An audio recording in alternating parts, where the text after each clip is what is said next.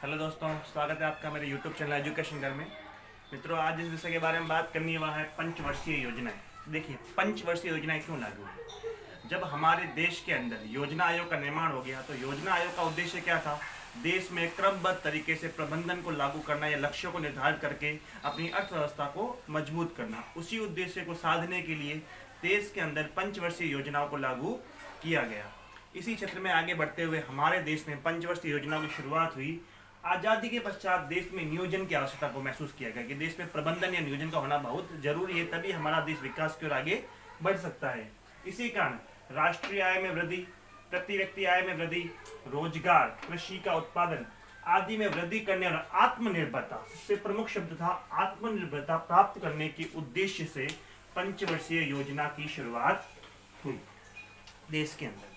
देखिए, प्रथम पंचवर्षीय योजना जो हमारे देश की प्रथम पंचवर्षीय योजना थी, जिसका समय आता है 1951 से 56, यानी प्रत्येक 5 वर्ष के लिए एक योजना बनाई जाती थी जो अगले 5 वर्ष तक उसी के उद्देश्य को ध्यान में रखते हुए आगे अपना लक्ष्य निर्धारित किया जाता था।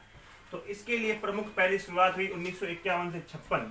इस व्यवस्था में सबसे प्रमुख बात ध्यान रखनी है कि इसकी प्राथमिकता थी प्रथम पंचवर्षीय योजना की कृषि एवं सिंचाई, क्योंकि हमारा भारत देश शुरू से एक कृषि प्रधान देश रहा है और कृषि के लिए सिंचाई का भी होना जरूरी है।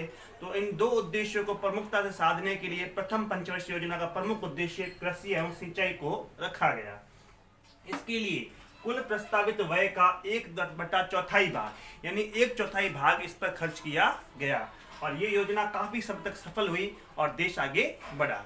इसी के मद्देनजर द्वितीय पंचवर्षीय योजना आगे बढ़ी 56 और 61। 1956 से 61 के लिए दूसरी व्यवस्था आई। इसकी रूपरेखा लिखी थी पीसी महालबोनिस ने। पीसी महालबोनिस ने इसकी पीसी तैयार की थी। देखिए, इसका उद्देश्य क्या था? प्रथम पंचवर्षीय योजना का उद्देश्य कृषि और सिंचाई को रखा गया। तो कृषि के बाद दूसरा आता है उद्योग। तो उद्योगों को बढ़ावा देने के लिए इसमें तीव्र औद्योगिकरण पर जोर दिया गया, यानी उद्योग धंधों को अधिक से अधिक बढ़ाया गया।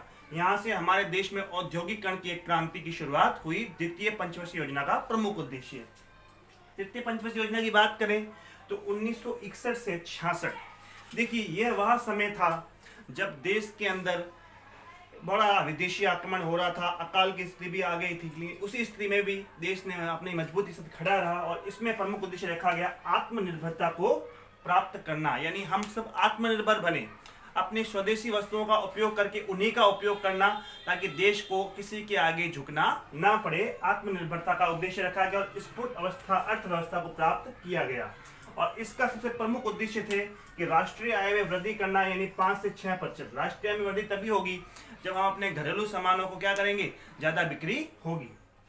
खाद्यान्न में आत्मनिर्भरता प्राप्त करना, आधारभूत मूल उद्योगों का देशीय विकास, यानी विदेशी विकास को त्यागना और देश के अंदर इनका विकास करना, आय, संपत्ति व अवसरों की सभी को समानता प्राप्त करवाना, ये था तृतीय पंचवर्षीय योजना के प्रमुख उद्देश्य। लेकिन क्योंकि हम सब जानते हैं विदेशी आक्रमण, अकाल, सूखा पड़ने के बाद चतुर्थ पंचवर्षीय योजना को सही समय पर शुरू नहीं किया गया। इसी कारण एक समय आया जब 3 वार्षिक योजनाएं लागू की गई। 1966 से 1969 का समय 3 वार्षिक योजनाओं का समय कहलाता और इसी को योजना अवकाश के नाम से भी जाना जाता है कि योजना बनाने के लिए 3 वर्ष का अवकाश लग गया, इसको योजना अवकाश कहते हैं।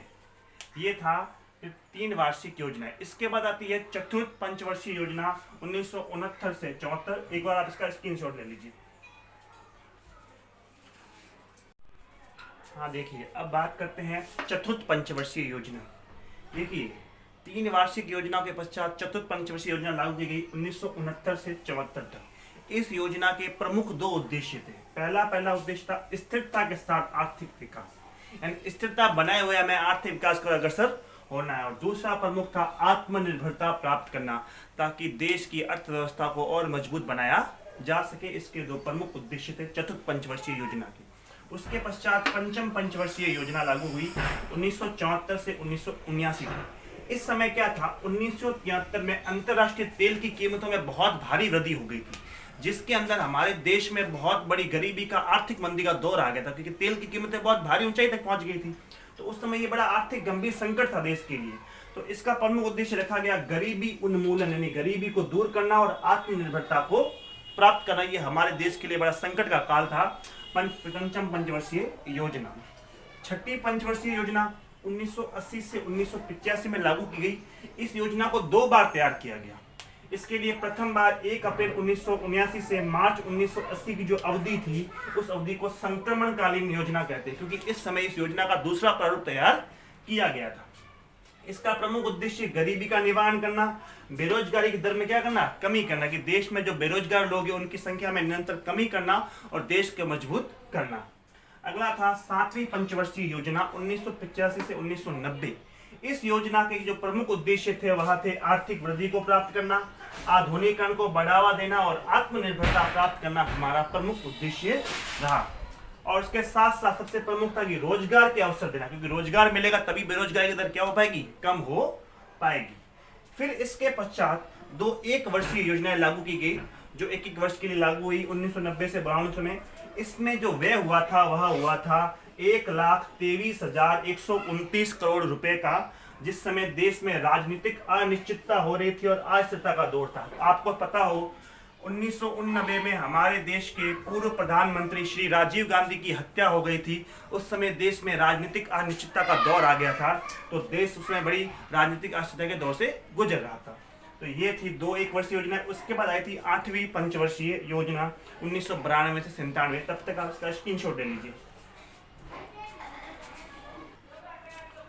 हाँ देखिए, अब आता है 8वीं पंचवर्षीय योजना। इस पंचवर्षीय योजना का समय था 1992 से 1997 तक। इसका प्रमुख उद्देश्य रखा गया कि रोजगार के अवसरों को बढ़ाना, ताकि देश में बेरोजगारी को कम किया जा सके, जनसंख्या वृद्धि दर पर नियंत्रण, प्राथमिक शिक्षा का विस्तार, सुरक्षित पेयजल व प्राथमिक सेवा का भी विस्तार। तो ये इस योजना के प्रमुख उद्देश्य थे 8वीं पंचवर्षीय योजना। उसके बाद आई 9वीं पंचवर्षीय योजना 1997 से 2002 तक। इसका प्रमुख उद्देश्य था कृषि एवं ग्रामीण विकास को प्राथमिकता देना, ताकि गांव के लोग भी मजबूत अर्थव्यवस्था को प्राप्त कर सके। मूल्यों में स्थिरता लाना, ताकि किसानों को अपनी फसलों को बेचने में कोई परेशानी ना करनी पड़े। समाज के कमजोर वर्ग, जो गरीब तबका है समाज का, उसको पर्याप्त मात्रा में भोजन व पोषण की व्यवस्था करना 9वीं पंचवर्षीय योजना का उद्देश्य था। फिर आती है 10वीं पंचवर्षीय योजना 2002 से 2007 तक। इसमें जो विकास दर का जो लक्ष्य रखा गया वो जीडीपी 8% रखी गई, कि 8% हमको जीडीपी प्राप्त करनी है और अगले 10 साल तक प्रति व्यक्ति आय को करना है दोगुना। 10वीं पंचवर्षीय योजना में अगले 10 साल तक प्रति व्यक्ति आय को दोगुना करने का लक्ष्य रखा गया। उसके पश्चात आती 11वीं पंचवर्षीय, सबसे महत्वपूर्ण पंचवर्षीय, क्योंकि अब देश विकास की ओर आगे बढ़ गया था, तो अब इसमें तीव्र व समावेशी विकास की अवधारणा पर जोर दिया गया। 11वीं पंचवर्षीय योजना सबसे अंत में आती है। अब तक 12 पंचवर्षीय योजना लागू हुई है, जो अंत में आती है 12वीं पंचवर्षीय योजना 2012 से 17 तक। इसका प्रमुख उद्देश्य था गरीबी के अनुपात को 10% से कम करना और देश की जीडीपी को 9% तक लाना, यानी 9% की जीडीपी प्राप्त करनी। और एक प्रमुख कार्य हुआ था आधार कार्ड की व्यवस्था को बैंकिंग सिस्टम से जोड़ना, यानी आधार कार्ड को बैंकों से डायरेक्टली लिंक करने की व्यवस्था इसी 12वीं पंचवर्षीय योजना में हुई, बैंकिंग से जोड़ना। तो ये हमारे देश की प्रमुख पंचवर्षीय योजनाएं थी, जिसके कारण आज हमारा देश विकास की ओर अग्रसर बढ़ रहा है और निरंतर विकास कर रहा है, और देश की सबसे लार्जेस्ट विकास करने वाली कंट्री में हमारे भारत का नाम आता है। तो मित्रों, आशा करते हैं आपको ये वीडियो पसंद आया होगा। आप इसको लाइक कीजिए, चैनल को सब्सक्राइब कीजिए और पास लगे बेल आइकन के बटन को भी जरूर दबाइए। तब तक के लिए घर में रहिए, सुरक्षित रहिए। धन्यवाद।